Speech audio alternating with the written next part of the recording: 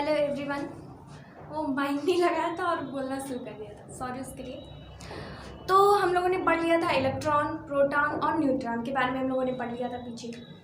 तो आज हम लोग पढ़ेंगे कि इलेक्ट्रॉन में जो तरंगे होती हैं उसकी खोज किसने किया था, एक पॉजिट्रॉन होता है उसकी खोज किसने किया था, और बोसान जो नाम है वो किस वैज्ञानिक के नाम पे पड़ा है। जो छोटे छोटे टॉपिक हैं, जो छोटे छोटे बेसिक फंडामेंटल कहते हैं ना, बेसिक जो टॉपिक हैं, जैसे होता है ना, कभी कभी पूछ सकता है कि पॉजिट्रॉन क्या है या पॉजिट्रॉन की खोज किसने की है। आपका पूछ सकता है कि तरंग, वो इलेक्ट्रॉन की तरंग की प्रकृति किसने बताई है, और बोसान का नाम किसके नाम पर रखा गया है। ये सब छोटे छोटे जो चीज़ बेसिक होती है ना, हम लोगों को लगता है कि ये ज़रूरी नहीं है। कभी कभी वही टॉपिक बहुत इंपॉर्टेंट बन जाता है। हम लोग जानते नहीं हैं कि एग्जामिनर के माइंड में क्या चल रहा है उस टाइम, वो क्या सोच रहे हैं, कि उस हिसाब से वो क्वेश्चन बनाते हैं। अगर जैसा वो सोचते हैं, जैसा माहौल होता है, उस हिसाब से क्वेश्चन बना देते हैं। ठीक है, तो हम लोग आज ये पढ़ेंगे। देखिए, लिखते टाइम बहुत टाइम लग जाता है लिखने में, तो इसी वजह से मैंने सोचा कि वीडियो बहुत ज़्यादा लंबी बन जाती है। इससे अच्छा कि मैं टॉपिक लिख दिया करूँ और आपको समझा दिया करूँ। ठीक है, तो ये ऐसा नहीं रहेगा कि आप लोग लिख नहीं पाओगे या समझ नहीं पाओगे, ऐसा कुछ नहीं होगा। आप समझ भी लोगे और लिख लोगे। तो जैसे इलेक्ट्रॉन, प्रोटॉन और न्यूट्रॉन है, उसमें कुछ बातें ऐसी हैं जो हमें जानना बहुत ज़रूरी है। जैसे इलेक्ट्रॉन की तरंग प्रकृति की खोज डी ब्रोगली ने किया था। कभी ये पूछ सकता है कि इलेक्ट्रॉन की जो प्रकृति, तरंगों की प्रकृति है, मतलब वो टेढ़े चलती हैं, सीधे चलती हैं, ऊपर चलती हैं, जिगजैग मोशन में चलती हैं, तो कैसी चलती हैं, इसकी प्रकृति जो है, इसकी प्रकृति मतलब क्या होता है, परिचय या प्रकार, या मतलब उसके नेचर। जैसे सब लोग कहें कि मेरा नेचर कैसा है, मेरी प्रकृति कैसी है। ठीक है, किसी की प्रकृति, तो वैसे इलेक्ट्रॉन की प्रकृति कैसी है, तरंगों की प्रकृति कैसी है, उसकी खोज डी ब्रोगली ने किया था। ओके, ये समझ में आ गया। जैसे हम लोग प्रोटॉन, न्यूट्रॉन और जैसे हम लोग प्रोटॉन, न्यूट्रॉन, इलेक्ट्रॉन पढ़ते हैं, वैसे पॉजिट्रॉन होता है, और पॉजिट्रॉन की खोज जो है एडिसन ने किया था। ये समझ गया आप, पॉजिट्रॉन जो है उसकी खोज एडिसन ने किया था। अब ये जो विशिष्ट मूल कण जो होते हैं, विशिष्ट मूल कण मतलब हो गया कि कोई विशेष, बहुत कम जो मिलते हैं, विशिष्ट मूल कण जो हो गया, उसकी खोज जो उसका नाम बोसान भी है। और इसका नाम बोसान, जानते हैं आप लोग, सुन के आश्चर्य होंगे, इसका नाम भारतीय वैज्ञानिक एक है सत्येंद्र नाथ बसु।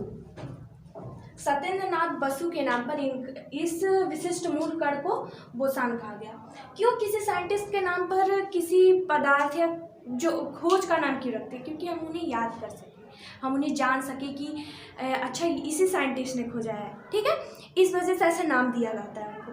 तो बोसान जो विशिष्ट मूल कण है उसको हम लोग बोसान भी कहते हैं। कभी ये भी क्वेश्चन पूछ सकता है कि बोसान हम किसे कहते हैं, उसमें ऑप्शन में दे दिया गया विशिष्ट मूल कण हो गया, बहुत सारे दे दिए, या ऐसे पूछ दिया विशिष्ट मूल कण को और किस नाम से जाना जाता है, बोसान के नाम से, और इसकी खोज जो है सत्येंद्र नाथ बसु के नाम पर हुई है। ठीक है, आप ये नोट डाउन कर लीजिएगा। ठीक है, अगर जिसको नहीं आएगा, मतलब इसका नाम नहीं पता चलेगा, वो हमसे पूछ लेगा कमेंट में, हम उसको शेयर बता देंगे। ठीक है, ये क्लियर हो गया, इतना तो क्लियर ही हो जाना चाहिए। अब द्रव्यमानहीन मतलब क्या होता है, न होना। ठीक है, आवेशहीन, चार्जेस ना होना, जैसे नेगेटिव पॉजिटिव चार्जेस ना हो, उसे आवेश कहते हैं। और द्रव्यमान मतलब वेट ना होना। तो द्रव्यमानहीन कण और आवेशहीन कणों की खोज पॉली ने किया था। पॉली ने 1930 में इस कणों की खोज की थी, जिसे प्रचक्रण कहते हैं। प्रचक्रण होता है ना, कभी कभी ऐसे साइंस में ऐसे नाम आ जाते हैं कि आप बोल नहीं पाते, तो प्रचक्रण इसे कहते हैं।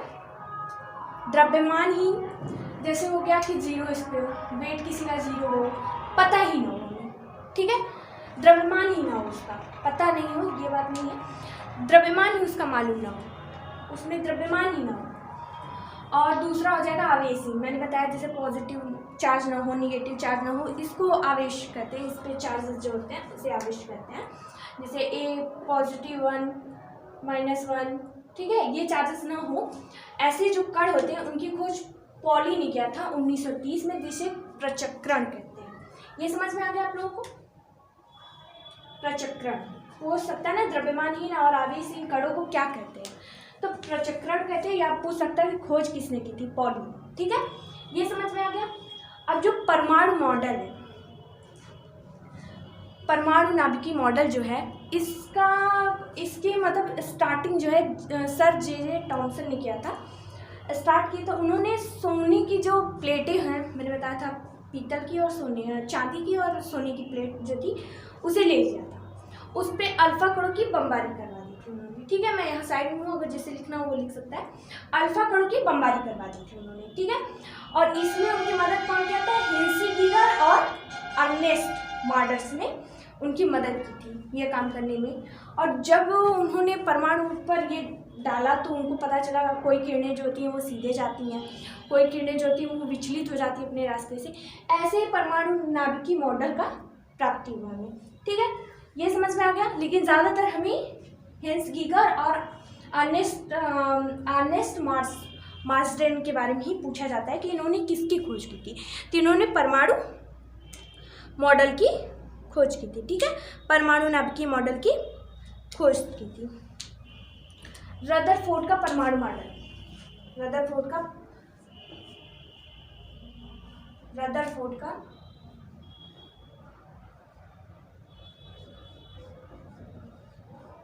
परमाणु मॉडल की इन्होंने खोज की है। ये इतना समझ में आ गया, बहुत इजी था। इलेक्ट्रॉन की तरंगों की प्रकृति जो है वो डी ब्रोगली ने बताया था। पॉजिट्रॉन की खोज एडिसन ने किया था। विशिष्ट मूल कणों की खोज बोशान ने किया था। द्रव्यमानहीन और आवेशहीन कणों की खोज पॉली ने 1930 ईस्वी में किया था, जिसे प्रचक्रण कहते हैं। और रदरफोर्ड के परमाणु नाभि मॉडल जो है वो हेंस गीगर और अर्नेस्ट मार्टसन ने दिया था। ओके, जस्ट क्लियर, ये तो क्लियर हो गया। ओके,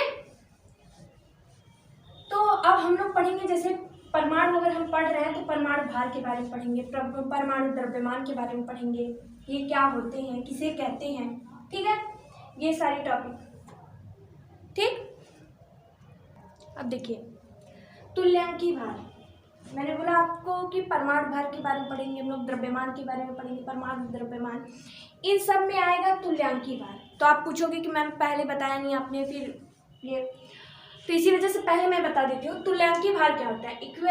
इक्विवेलेंट वेट क्या होता है। इक्विवेलेंट वेट वो होता है जब कोई रासायनिक अपक्रिया है, ठीक है, तो उसमें कितना परसेंट, अगर रासायनिक अपक्रिया है तो उसमें दो पदार्थ तो मिलकर बने ही होंगे, दो पदार्थ मिलकर बने होंगे, दो एलिमेंट, तो उसमें पहले एलिमेंट के कितने वेट है और दूसरे एलिमेंट के कितने वेट है, ये जो हमें बताता है वो होता है तुल्यांकी भार। जिस तरीके से हम लोग बताते हैं उसे तुल्यांकी भार कहते हैं। जैसे अगर हम लोग 1000 कहते हैं ना कि दूरी कितनी है, 1000 कोई मायने नहीं, कैसे पता चले 1000 मीटर कहेंगे तब ना पता चला। तो वैसे ही हाइड्रोजन कितना है, अगर मान लीजिए H2, क्योंकि ये H2O, अगर कोई बोलेगा कि H2O ही बार बार क्यों लेते हैं, क्योंकि ये बहुत ईजी एग्जाम्पल है आपको समझने के लिए, नॉर्मल है, जल है, नॉर्मल है, आप समझ सकते हो ऐसा, ठीक है। तो हाइड्रोजन का कितना वेट है इसमें और ऑक्सीजन का कितना वेट है इसमें, जो बताएगा उसे तुल्यांकी भार कहेंगे। इक्विवेलेंट वेट जो हमें बताएगा उसे हम लोग तुल्यांकी भार कहते हैं। अब देखिए हम लोग लिखेंगे क्या, अब ये होता क्या है, तुल्यांकी भार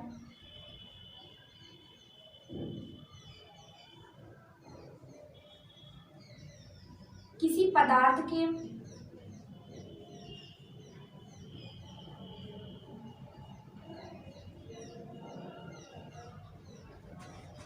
रासायनिक अपक्रिया में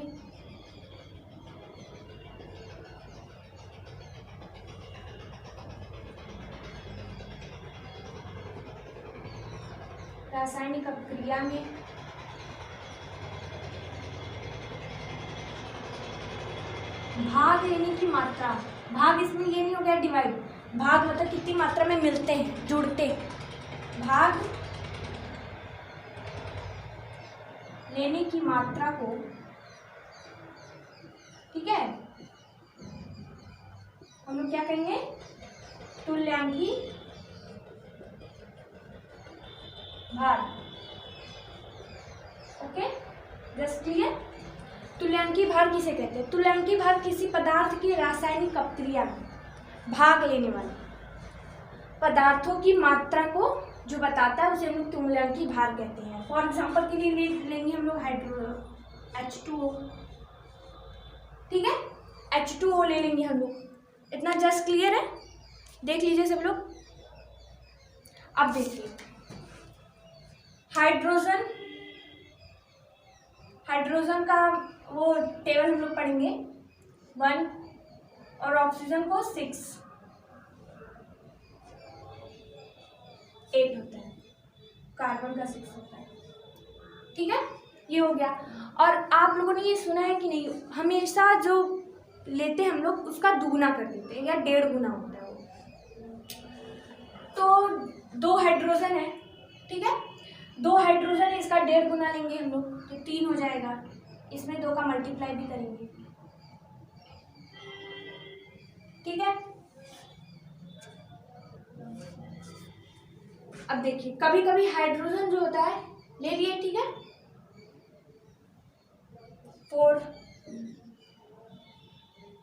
4 ग्राम इसका वेट होगा।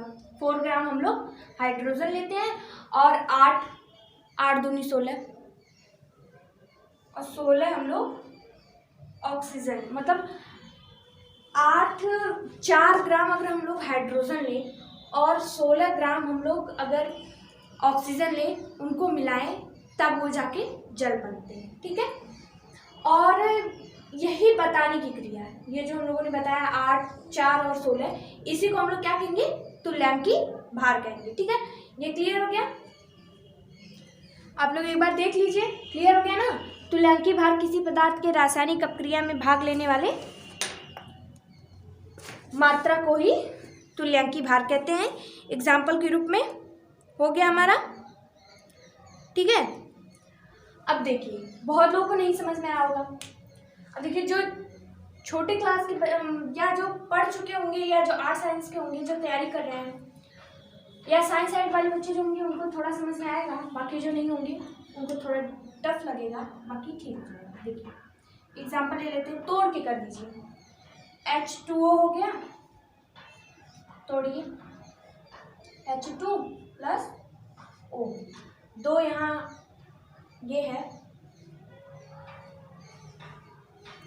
अब जाके 4 हुआ, ये बैलेंस भी करते हैं हम लोग, ठीक है।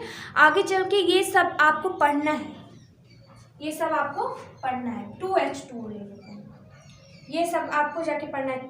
2 दूनी 4 हो गया, हाइड्रोजन 8 है, ठीक है। अब इसको क्या करेंगे, 2 ये हो गया, 2, ठीक है, ये समझ में आया। और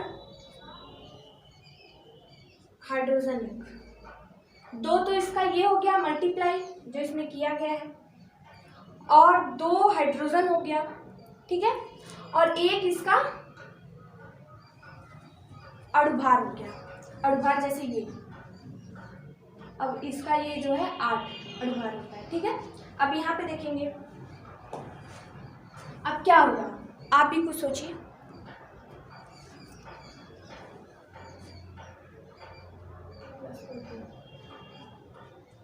कभी सिंगल नहीं रहता, डबल ही रहता है।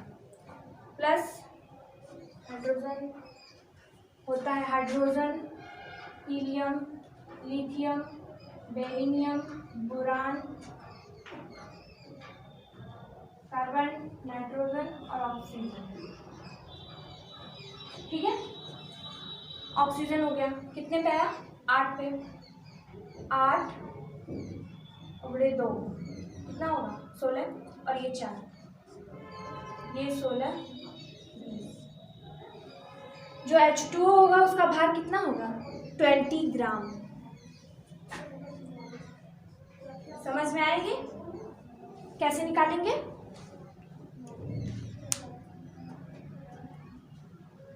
ठीक है, कभी कभी बैलेंस करने में भी प्रॉब्लम होती है। अब यहाँ देखो 8 दूनी 16 हो गया, मतलब यहाँ पे 2 ऑक्सीजन 16 हो गया। और यहाँ पे अगर यहाँ पे 8 लिखे तो हो जाएगा। बैलेंस करने में भी प्रॉब्लम होती है कभी। 8 कर दीजिए, 8 दूनी 16 हो गया, 8 यहाँ पे रहेगा, बैलेंस भी तो करना है आपको। 8 यहाँ पे रहेगा, 8 दूनी 16 हो गया, 16 ये 32 ये ऑप्शन। मैं वही देख रही थी कि कितने लोगों ने बाद में कमेंट किया है। मैं देखूंगी कमेंट कितने लोगों ने पहले किया है और कितने लोगों ने बाद में किया है कमेंट कि क्या गलत है क्या सही है, ठीक है।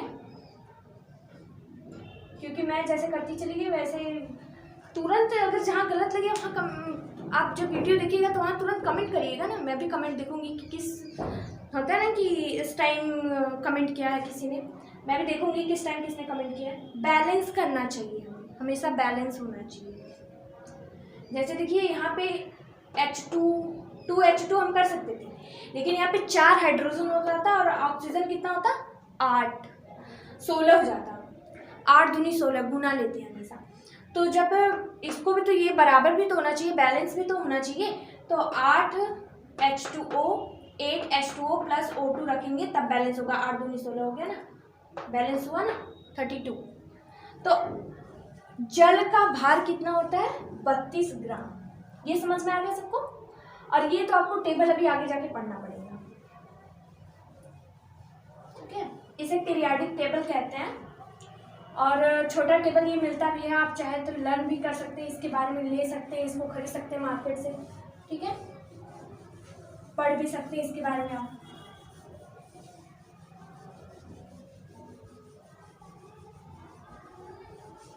ओके, तो अब हम लोग पढ़ेंगे एवोगैड्रो संख्या। एवोगैड्रो संख्या क्या होती है? एवोगैड्रो संख्या जो होती है वो रसायन और भौतिक विज्ञान के एक मोल पदार्थ होते हैं। जो पदार्थों में क्या होता है अणु और परमाणु, उनकी संख्या को जो बताता है एक मोल, ओनली 1 मोल।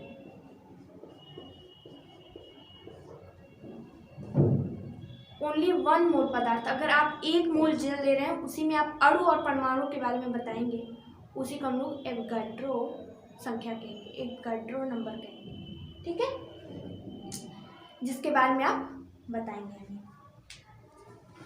तो ठीक है, ये कल पढ़ेंगे कि एवोगैड्रो संख्या क्या है, फिर परमाणु भार क्या है।